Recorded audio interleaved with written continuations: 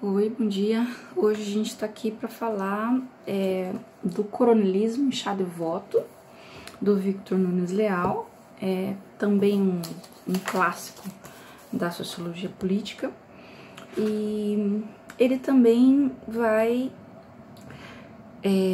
falar sobre patrimonialismo a partir do conceito de coronelismo. Então, ele vai pesquisar esse fenômeno no Brasil da época da República Velha, mas que a gente vê também até os dias de hoje. E ele vai estabelecer assim um panorama de como acontecia. Então a gente tem que pensar assim, primeiro, né? Temos alguns personagens, tem 4 personagens: o eleitor, o coronel, que é a política local, o governo estadual e o governo federal. Então vamos primeiro falar desse eleitor, né? O eleitor,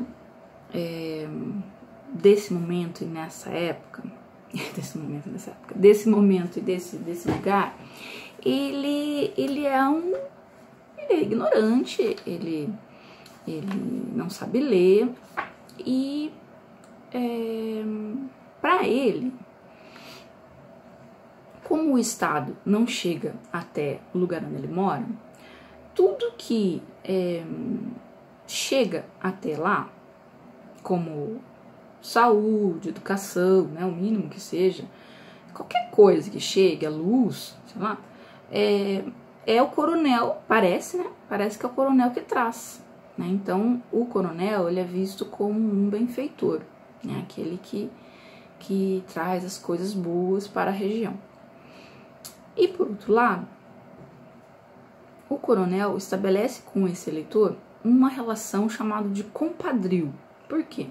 Porque ele batiza todas as crianças pobres da região. De maneira que quando a gente batiza alguém, a gente fica sendo compadre dos pais daquela criança. Compadre, comadre, né? E hoje essas relações são meio frouxas, né, entre a gente, mas em alguns lugares e no interior, e naquela época principalmente, a relação de compadre era uma relação quase familiar. Então se estabelecia ali uma relação de afetividade. Se vocês lembram lá do Sérgio Buarque de Holanda falando sobre a dificuldade do brasileiro lidar com a impessoalidade, né? De que ele é um sujeito cordial, que ele é um sujeito afetivo, passional. Então ele vai lá e estabelece essa relação de afetividade, e aí quando você se torna quase parente de alguém, você começa a dever favores, né? E começa também a cobrar coisas. Então, agora vamos para a parte do coronel, né? Então, o coronel, muito espertamente, ele batiza todo mundo, tem essa relação, então, de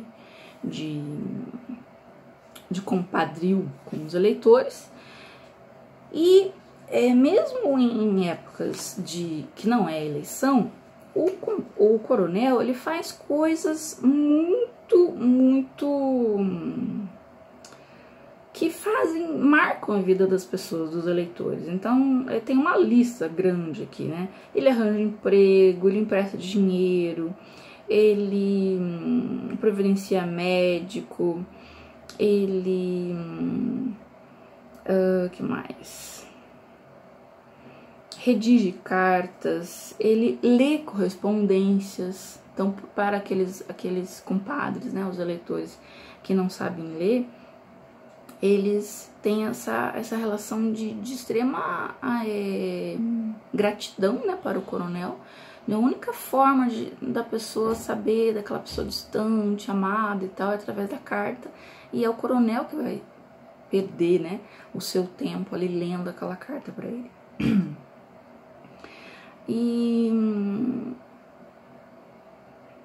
E muitas outras, né? Consegue proteção, consegue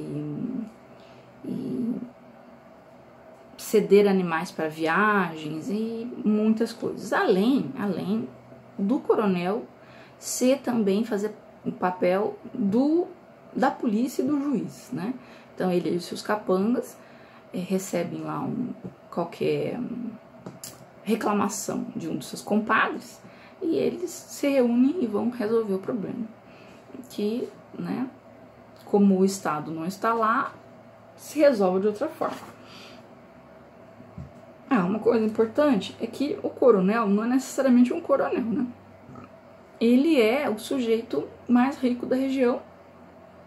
Pode ser um grande fazendeiro ou um grande comerciante até, tá? Então, vamos ver. O que mais o coronel?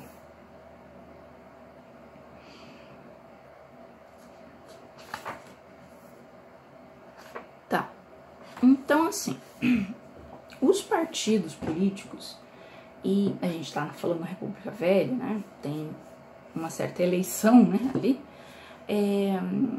Os partidos políticos e os candidatos a deputado estadual e tal, eles não vão ao interior, né? Não vão lá falar com os eleitores, lá nas fazendas, lá nas cidades pequenas e tal. Então, o que acontece? É o coronel que tem que arranjar esses votos para o governo estadual. Como é que ele faz isso? Primeira coisa, para você estabelecer assim a diferença, os parâmetros do dia de hoje. Quem que hoje prepara, paga toda a logística da eleição? O Superior Tribunal Eleitoral. Naquela época, quem fazia isso era o coronel. Então o coronel arranjava o galpão para fazer a eleição, arranjava a urna, arranjava o transporte para os eleitores, né, que moravam na zona rural para a cidadezinha, arranjava alojamento, alimentação, arranjava roupa adequada para as pessoas irem votar. E tudo isso fazia com que a maneira do voto se transformasse assim numa coisa coercitiva, né? Não que os eleitores sentissem propriamente, porque como eles tinham o coronel como um benfeitor, se o coronel pedisse, olha, fulano, compadre, né, vota em ciclano, eles, opa, voto, né? Não tinha problema, porque os eleitores, eles não viam o sentido da política, né? Era indiferente para eles. Então, se o coronel que faz tanta coisa boa pra mim tá pedindo pra eu riscar lá um xizinho no lugar, eu faço, né? Não tem assim nenhum problema. E isso se chama voto de cabresto, né? Então, com a garantia desses votos, o governo estadual, o coronel que conseguia esses votos para o governo estadual, o governo estadual como reciprocidade a esse coronel, garantia ao coronel cargos e verba para que o coronel distribuísse na sua região. Então, aquelas coisas que os eleitores viam que o coronel trazia, na verdade, não era favor, era direito, né? Então, isso é uma coisa muito importante, porque o princípio da cidadania está totalmente destruído ali, né? Aquelas pessoas pobres ali, elas não compreendem que elas têm direitos, né? Então, por isso que se estabelece essa relação de afetividade com o coronel, que não deveria existir. Bem, e por sua vez, o governo estadual garante ao governo federal os votos que o coronel deu. E por sua vez, o governo federal garante também cargos e verbas para o governo estadual distribuir entre os seus coronéis. Então você está vendo assim que se estabelece uma linha, né, uma linha toda de confusão entre o que é público e o que é privado, o chamado patrimonialismo, que aqui, né, o autor está chamando de um conceito específico, que é o de coronelismo. O que mais? Acho que aquilo que era assim mais importante